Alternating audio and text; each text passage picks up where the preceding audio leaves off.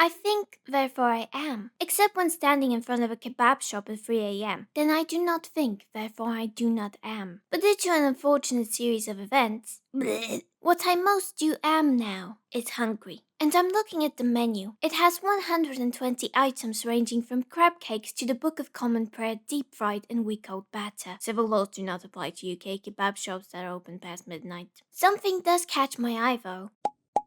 So I say, can I get a halloumi wrap, boss sir? And then I find out that 4 years law of heat conduction does not apply to UK kebab shops either. But the more important thing about this scenario is I could have chosen a pizza, I could have gone for chips, and I could have jumped over the counter in a drunken rage to gnaw at the rotating crime against nature that is kebab meat. There's a general idea that if everything in the universe from its very beginning up to the exact moment I entered the king of falafel had been the exact same, I, as an individual, could have made a different choice and gotten a different meal. And that's free will. Humans have free will in the form of choice, conscious intentions, voluntary decisions. Or at least that's the delusion libertarianism presents. But funnily enough, this sort of free will is ruled out simply and decisively by the laws of physics, says evolutionary biologist Jerry Coyne. We've not yet figured out all the laws that govern our universe, but that's not necessary to confirm that free will is actually just cause after cause after cause. All mental phenomena and actions are directly or indirectly the product of previous events, most of which lie beyond our control. Now, determinism entails that whenever a person makes a decision in any situation, that decision is the only possible one they could have made.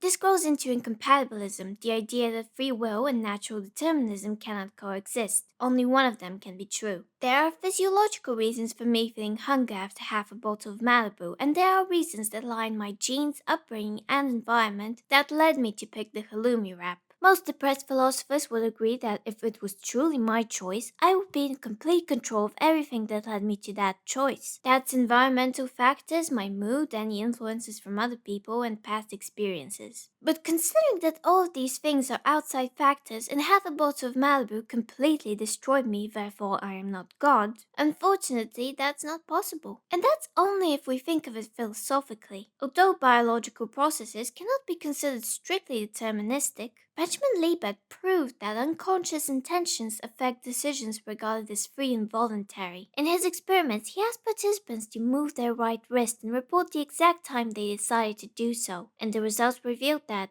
unconscious brain activity preceded the self-reported conscious intention to move. Basically, by monitoring the frontopolar cortex, we can understand what kind of choice will be made by the person before they're even conscious of taking that decision. Another thing that I think plays a very big role in this library of causes and circumstances that make us is routine. There was an interesting case some time ago. Peter Poco had been hit in the head with an axe repeatedly, but evidence shows that what he did in this situation was go about his day, loading the dishwasher, making himself lunch, picking up the newspaper, before eventually collapsing and dying from his wounds. But did he do any of this because of free will? And more interestingly, his son, the one who murdered him by hitting him in the head with said axe 16 times? Was it his fault at all, and what good would punishment be if he was destined to do this from the beginning of the universe?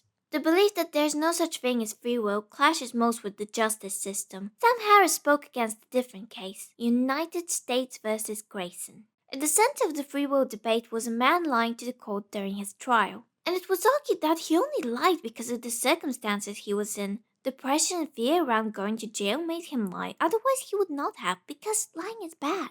And well, you must, therefore you can. A free will and a will subject to moral laws are one and the same thing. Justice should not be ruled out by lack of free will, at least not justice in terms of rehabilitation. Almost everyone has the capacity to be rehabilitated, and someone smarter than me must have written a paper on that. But back to Sam Harris. Clearly, we need to build prisons for people who are intent upon harming others, but if we could incarcerate earthquakes and hurricanes for their crimes, we would build prisons for them as well, he says. The men and women on death row have some combination of bad genes, bad parents, bad ideas, and bad luck. Which of these exactly were they responsible for? Our system of justice should reflect our understanding that each of us could have been dealt a very different hand in life. In fact, it seems immoral not to recognize just how much luck is involved in morality itself. That hits hard. But this is getting a bit long and complicated, so to sum up, you don't even need most of your brain to do what you're doing. All choices you think are yours are just the product of outside circumstances and biology. And not to sound like a red-pilled boomer,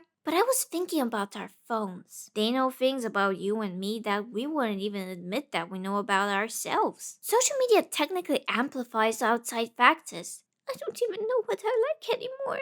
And neither do you. An algorithm hopefully showed you this video because of hundreds you've watched before, or maybe you clicked on it because it has a cheeky little title that challenges you. Look at me in my cartoon eyes and tell me you didn't try and do something random during this video. You at least thought about it. And it wasn't as random. Anyways, it might even be something seemingly completely unrelated you've done in the past, but the choice is hardly your own. And I know that all sounds depressing, but it's okay. There are two ways to handle this new knowledge. Stop observing objective reality and become insane, or consider that you will never be able to see the entire chain of events that led to any one decision. And this is called illusionism or cope.